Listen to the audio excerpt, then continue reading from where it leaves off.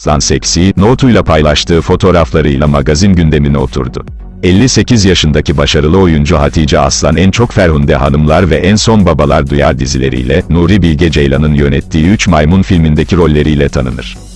Şimdilerde Zümrüdü Anka dizisinde rol alan Hatice Aslan kimdir? Hatice Aslan kaç yaşında ve nerelidir?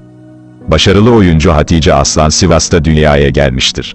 Ferhunde Hanımlar ve En Son Babalar Duyar dizileriyle, Nuri Bilge Ceylan'ın yönettiği Üç Maymun filmindeki rolleriyle tanınır. Hatice Aslan kimdir?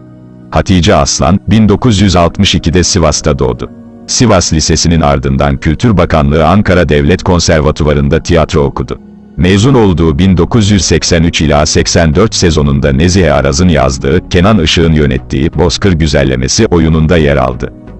1986 ila 1992 yılları arasında İzmir Devlet Tiyatrosu'nda görev aldı. Oğlu Ekin, İzmir'de olduğu bu dönemde dünyaya geldi. 1992 yılında Ankara Devlet Tiyatrosu'na döndü. Yaşar Seyman'ın yazdığı Hüznün Coşkusu Altında oyununda oynadı.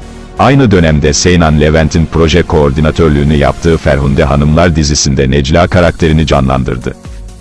1995 yılından itibaren 5 yıl kapalı gişe oynayan Yücel Erten'in uyarladığı Azizname 95 oyununda oynadı.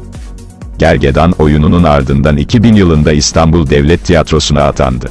Küçük Adam Ne Oldu Sana oyunuyla Afife Jale ödüllerinde aday gösterildi. Sevgi Sanlı'nın yazdığı Kaygusuz Abdal ve Melih Cevdet Anday'ın Ölümsüzler oyunlarının ardından devlet tiyatrolarından emekli oldu. DAT Tiyatrosu'nda 16 kısa oyundan oluşan Vur, Yağmala, Yeniden epik oyun serisinde Mahşer bölümünde yer aldı. Yine DAT Tiyatrosu'nda Pornografi oyununda oynadı. 2015 ila 2016 sezonunda da Kraft Tiyatrosu'nda Dario Fo'nun kadın öykülerinden oluşan Hepimizin Öyküsü Aynı oyununda bir anayı oynadı.